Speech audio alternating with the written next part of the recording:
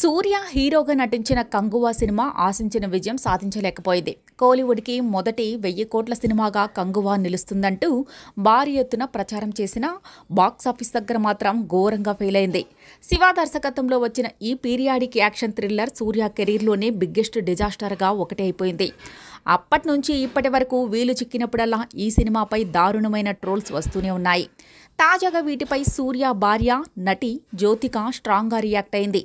తాజాగా ఓ టాక్ షోలో పాల్గొన్న జ్యోతిక కంగువా రివ్యూలు ట్రోల్స్పై స్పందించింది. సౌత్ నుంచి వచ్చిన ఎన్నో చెత్త సినిమాలు కమర్షియల్గా విజయం సాధించిన సందర్భాలు ఉన్నాయి.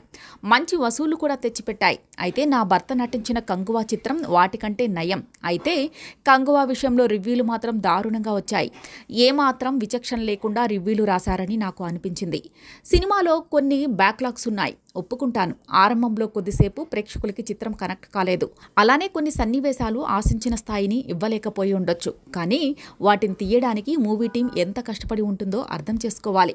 కంగువాని ఒక డిఫరెంట్ మూవీగా ఖచ్చితంగా చెప్తాను. కానీ దీన్ని గుర్తించడంలో మీడియా విఫలమైంది. ట్రోల్స్ గురించి మాట్లాడాల్సిన అవసరం కూడా లేదు అంటూ ఓ టాక్ షోలో జ్యోతిక చెప్పింది. ఇక కెరీర్ విషయానికొస్తే జ్యోతిక ప్రస్తుతం నటిగా, నిర్మాతగా బిజీగా ఉంది. 2023లో కాతల్ ది కోర్ అంటూ ముమ్మటితో చేసిన చిత్రం జ్యోతికకి మంచి పేరు తెచ్చింది. అజయ్ దేవగన్, మాధవన్తో కలిసి సైతాన్ అనే సినిమా చేసింది. ప్రస్తుతం అటు వెబ్ సిరీస్, ఇటు సినిమాలు చేస్తుంది జ్యోతిక. ఇటీవల డబ్బా కార్టెల్ వెబ్ సిరీస్తో ప్రేక్షకులు పలకరించింది జ్యోతిక.